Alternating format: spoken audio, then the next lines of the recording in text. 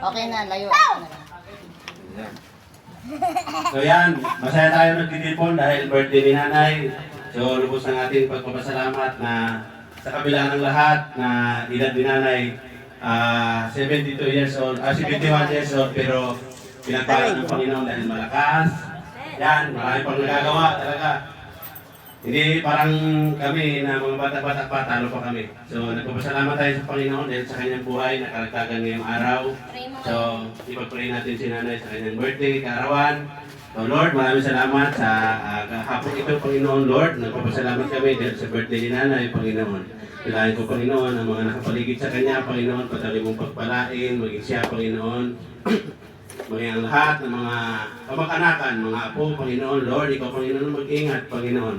Dalahin ko, Panginoon, sa birthday ni nanay, Panginoon, nabigyan mo siya ng kalakasan na nagmumula sa iyo, Panginoon. Dalahin ko, Panginoon, maging ang kanyang mga physical na pangatawan, patuloy mo sa ingatan, patuloy mo bigyan ng kalakasan, patuloy mo ilayo sa mga sakit, karamdaman, Panginoon.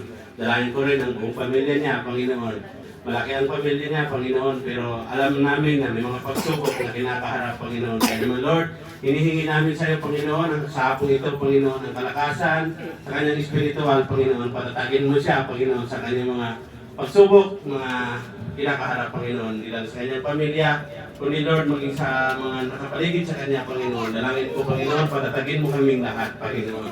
Dalangin ko rin, Panginoon, na darating yung tayo, Panginoon, sa kanyang buhay, Panginoon, na wala nang stress, Panginoon. Lord, dalangin ko, Panginoon, dinudulog namin sa iyo, Panginoon, lalo na yung mga kalagayan ng aming pamilya, Panginoon, mula kay tatay, Panginoon. Dalangin ko, Panginoon, Lord, kung anong kaloob mo, Panginoon, sa aming tatay, Panginoon, na ito mo gaganap, Panginoon. Dalangin ko, Panginoon, na si tatay, Panginoon, isugod niya sa iyo ang kanyang buhay, Panginoon. Ganon din, si Kuya Buboy, Panginoon. Lord, ikaw, Panginoon, ang mag-control sa anong mga ano namin, Panginoon. Lord, kung ano yung kalooban mo sa amin, Panginoon. Patuloy mo kaming proteksyonan. Nagpapasalamat kami sa kaarawan ni nanay na binibigay mo pinagkaloob mo sa amin, Panginoon. Kaya naman, Lord, walang ibang maitaas. Hapong ito, Panginoon, kundi ang pangalan mo lamang, Panginoon.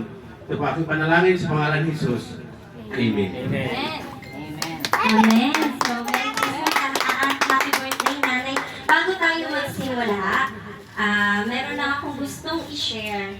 Dahil Christmas ngayon, di ba? Ano ba yung Christmas, Pasko? Ano ba yung ibig sabihin ng Pasko talaga? Marami sa atin, familiar lang sa Pasko, Noche Buena, mamimigay ng regalo, exchange gift, Christmas party, kabilaan, di ba?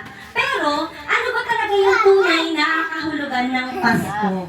Okay? Gusto ko lang din parang trivia na si Jesus, hindi talaga siya pinanganak December 25.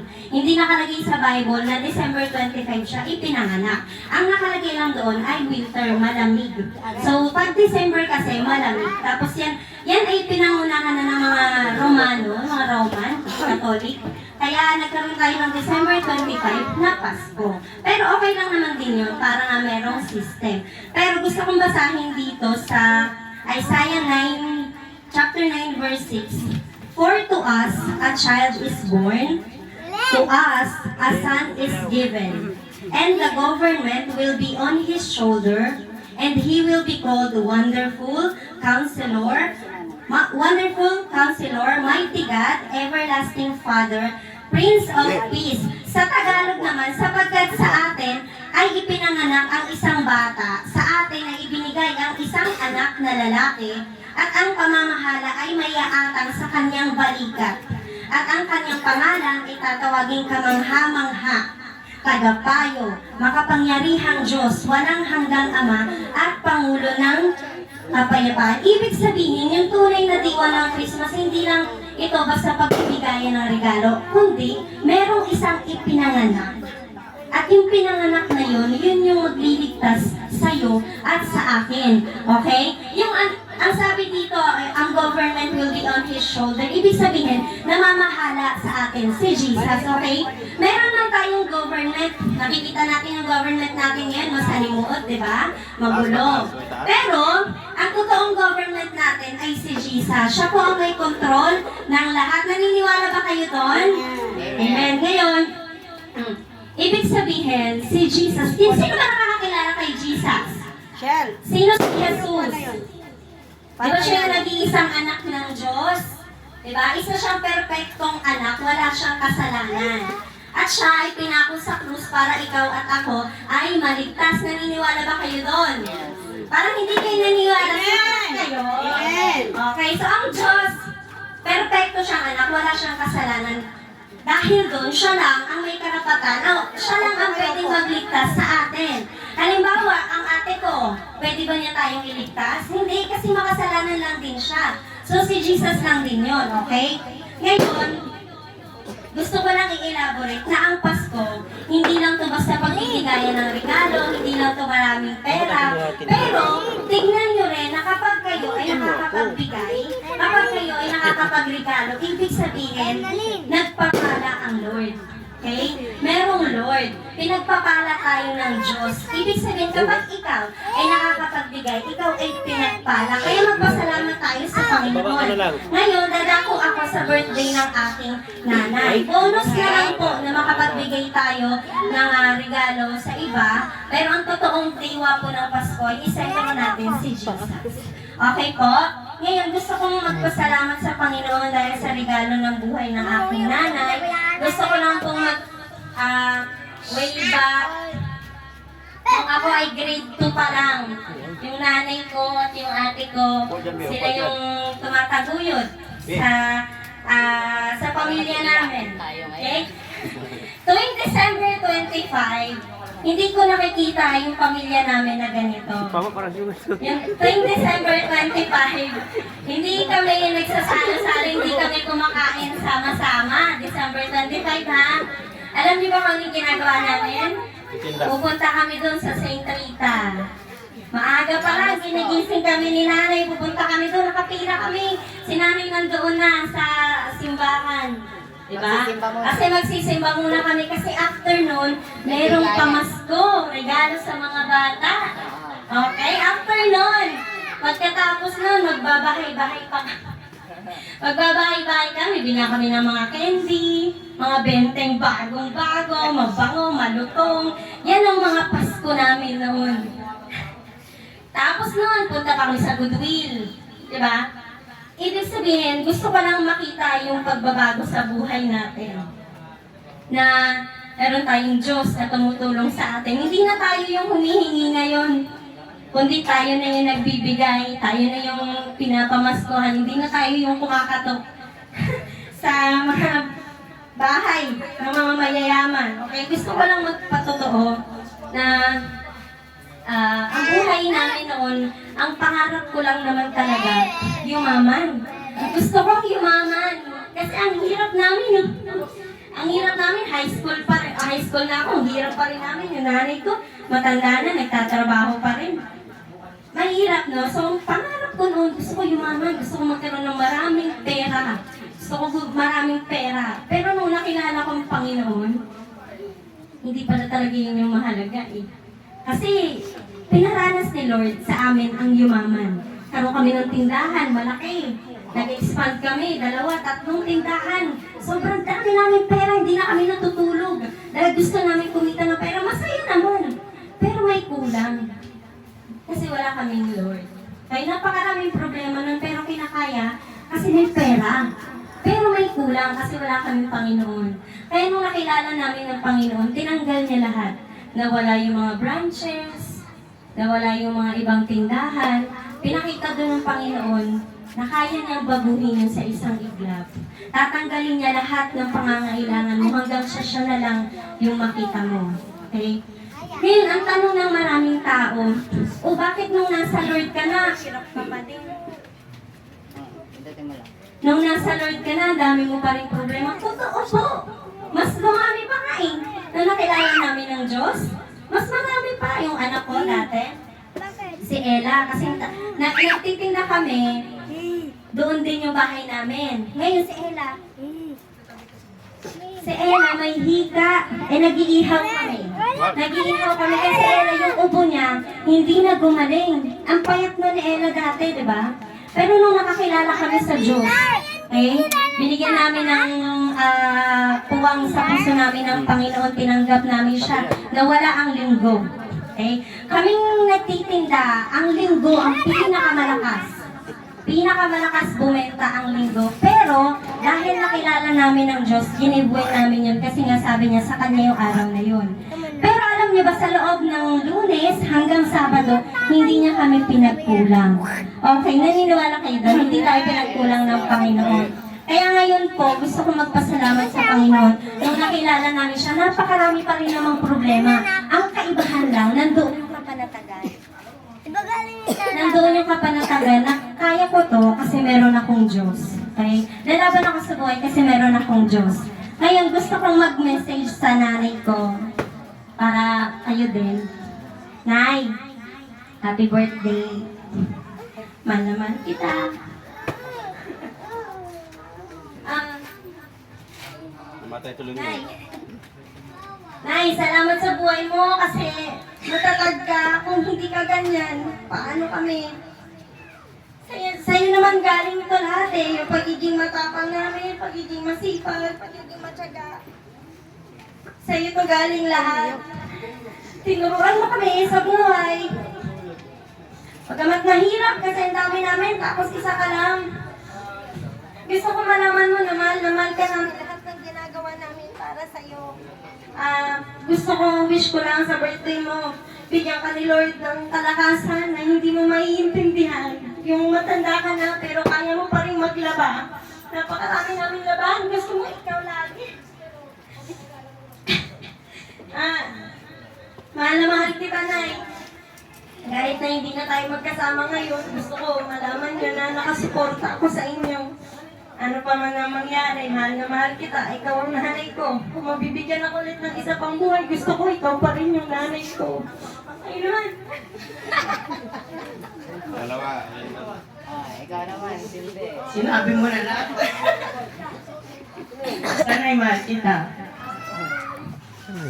Kahit di kami nakatapos ng pag-aaral, nakikita ko naman yung ginagawa mo sa amin natin. Puro trabaho. Maaga gumigising, gabi matutulog. Kahit maaga kami nagtrabaho, wala kami sama ng loob kasi alam naman namin na ginagawa nila. Hindi ko lang na humaba pa po ang buhay niyo. Mahal kita, Nay. Bangs. Kuya mo si nanay, yakapin mo. Sabi mo, pinayak mo eh. Pinaiyak mo si nanay eh. Ayan, ya. Happy birthday, Nay. Ayun, huwag ka mag-alala na. Basta, mahal na mahal ka namin.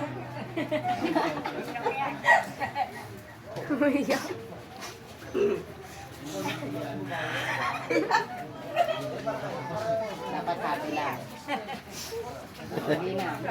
Happy birthday. Haba Haba. Wala akong masabi.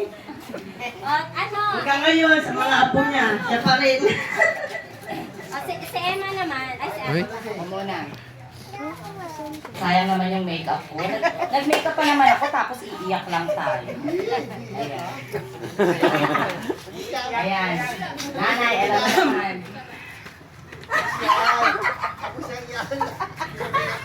Mababa yan. Ay, hindi naman ba? Happy birthday. Sira yung mic. Basta alam mo naman na kung gaano kita kamahal. Yung pangako ko na kahit hindi ako nakatapos sa mag-aaral, hindi ko kayo tinalikuran kasi mahal na mahal ko kayo, pati mga kapatid ko. Kananay, sa'yo ako kumukuha ng lakas kahit nung nawala si Mark, si Emma na lang yung natira sa buhay ko. Masakit mawala ng anak, pero ikaw yung isa sa dahilan kung bakit ako lumaban kahit gusto ko nang mamatay nung mga panahon na yun. Kasi nandiyan ka, nandiyan si Emma.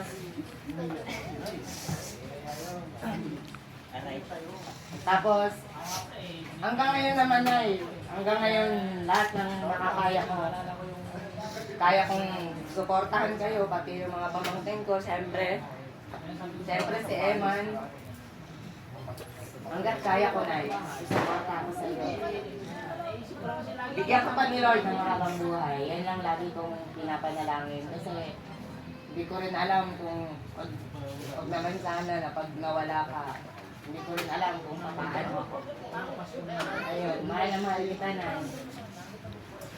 Alam kong ramdam mo naman kung gaano kita kamahal. I love you. Rachel na. Rachel, ikaw na. Bilisan mo na siya, huwag ka na mag-inap. Sayang yung makeup ko. Ate Jack Jack. Hello. Iyak na doon. Sige na, Bea, meron pa, Bea. Okay, salamat sa message. Oh. Dali, akala na. Kahit na.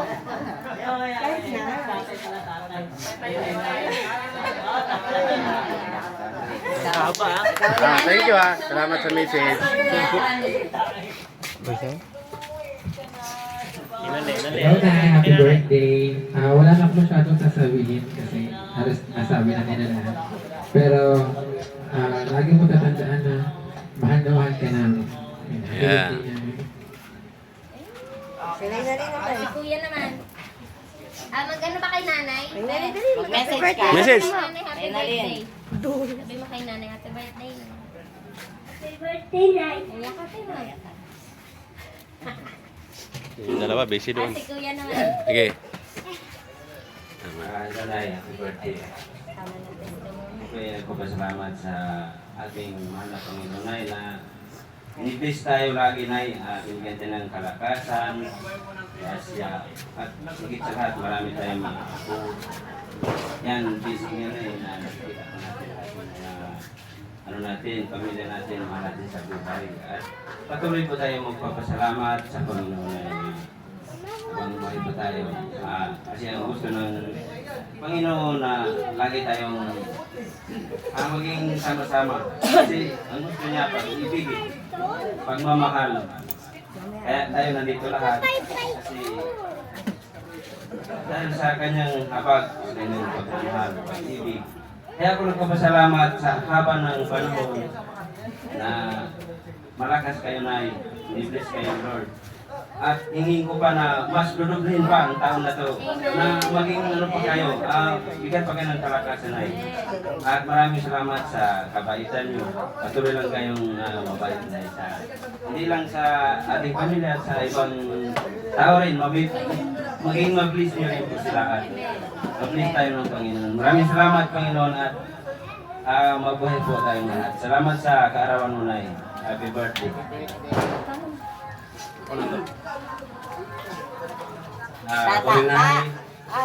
Message ka. Message ako. Gusto ko lang i-grab yung opportunity ngayon dahil birthday mo. So, hindi man ninyo alam, isa kayo sa naging inspirasyon ko kung bakit pagtitinda rin ng hanap buhay namin na napili.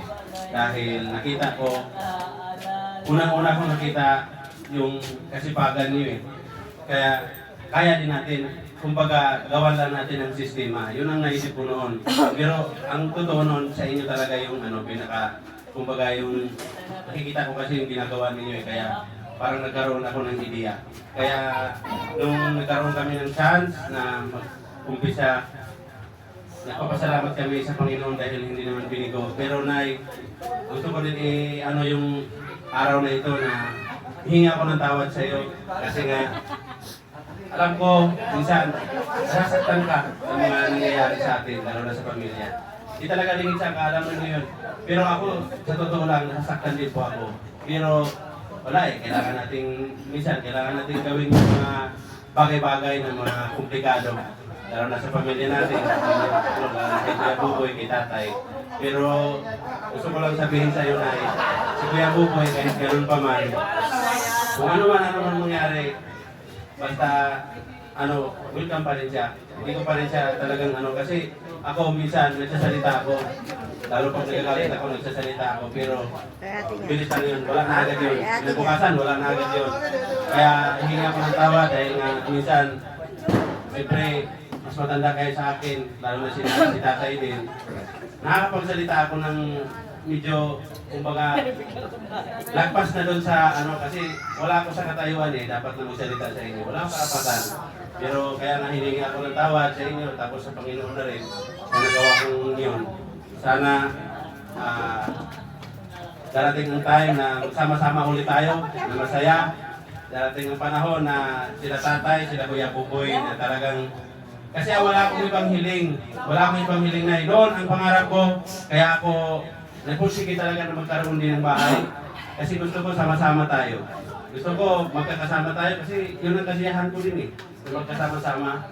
Pero may mga nangyayari nga hindi maganda. At ngayon, ang hiniling ko ngayon, wala akong ibang hiling na lalo sa paglilingkod namin sa Panginoon, di ko lingit sa inyo.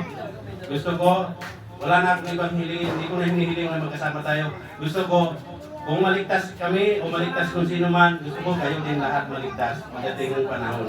Hindi, walang mahirap sa atin kasi ang hirap talaga sa totoo lang na malayo ka sa Panginoon, wala ka sa Panginoon. Kasi kami dati talagang maliit na problema, akala mo yun pala, ngayon triple ang problema pero nakakangiti ka pa rin dahil alam mo nandyan ang Panginoon na tutulong sa iyo, rescue sa iyo sa mga panahon. Kaya wala akong ibang hiling sa birthday mo na, wish ko na tayo lahat magpatuloy sa Panginoon dahil darating talaga ang time na kukunin ang buhay natin eh. At pag kinuha na yun ng Panginoon yung buhay natin, kasi yung edad mo talagang pinagpala na yan dahil nakasulat sa Biblia, pagdating ng 60 years old, pinagpala ka na. Eh, lumagpas ka na doon, sobra-sobra na. Kaya nagpapasalamat tayo sa Panginoon sa birthday na binigay mo sa Kanya. Na malakas ka pa din. Yung iba, nagbe-birthday pero nakahiga. Pero ikaw, si 21 years old, andang malakas pa din. Kaya pinagpala tayo ng Panginoon, hindi talaga tayo pinabayaan. Happy birthday na. Mahal ka talaga namin kahit di man halata.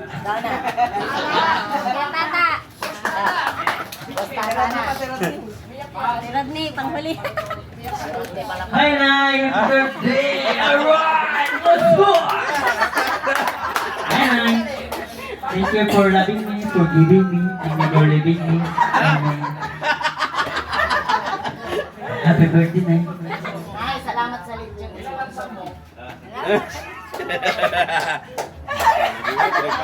Kailan, Nay?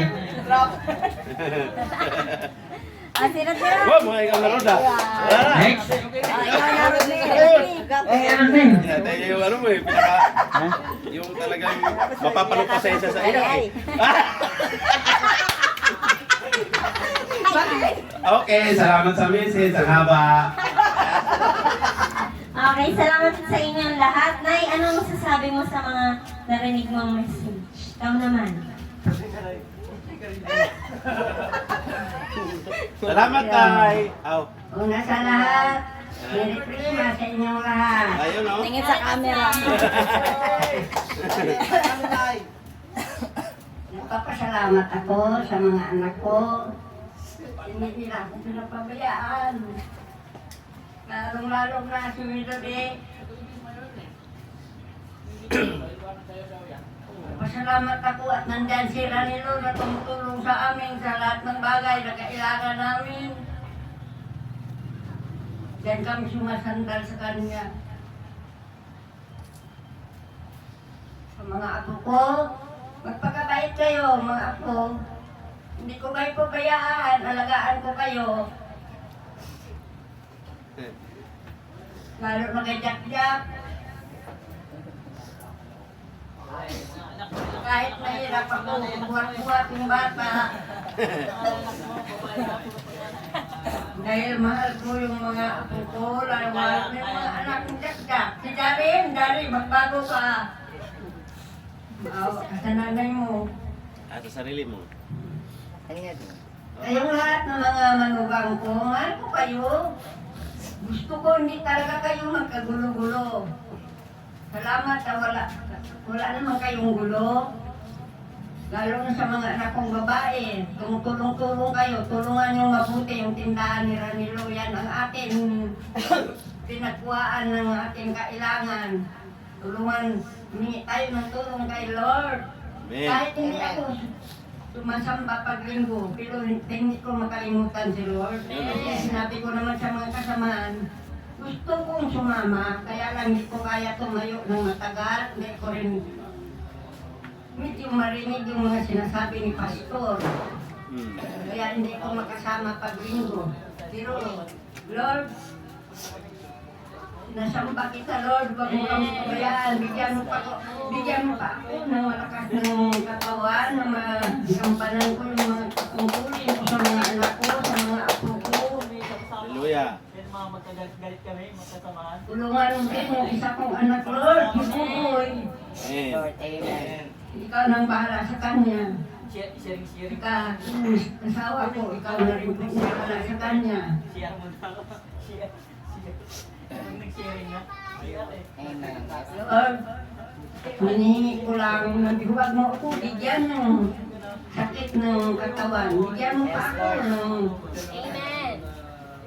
malakas na katawan na matulungan ko itong mga anak ko sa kanilang mga kailangan.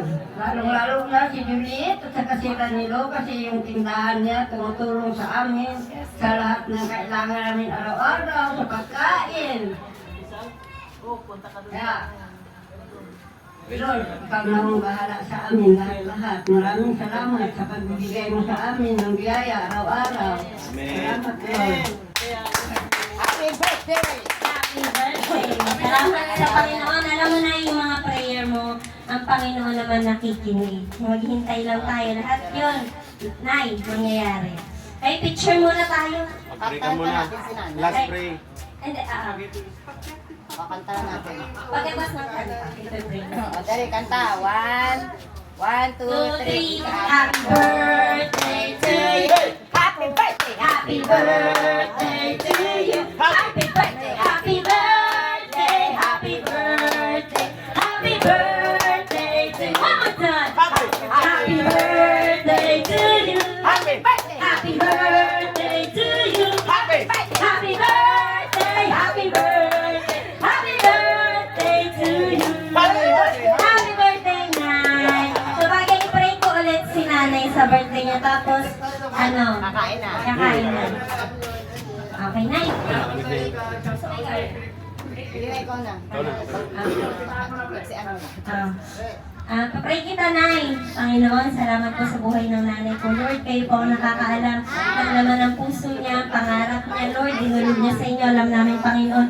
Lord, hindi maikli ang kamay mo upang abutin ang aming tatay at ang kuya ko tulad ng dalangin, Lord, ng aking nanay. Lord, kayo na po ang bahala sa kanila. Nilalaban namin sila sa prayer, Panginoon. Kaya, Lord, nasa kamay mo na sila. Salamat po sa buhay ng aking nanay. At Lord, salamat po sa naghanda ng mga pagkain namin ngayon kay Kuya Tata sa kanyang lechon. Lord, i-bless niyo pa po siya, Lord, sa kanyang pagiging giver, Panginoon. Kayo po magbalik lahat ng mga pagpapala sa kanya at sa kanyang pamilya. Salamat po sa pamilya namin na nagkakaisa, Panginoon. Ito po ang aking panalangin sa pangalan ni Jesus.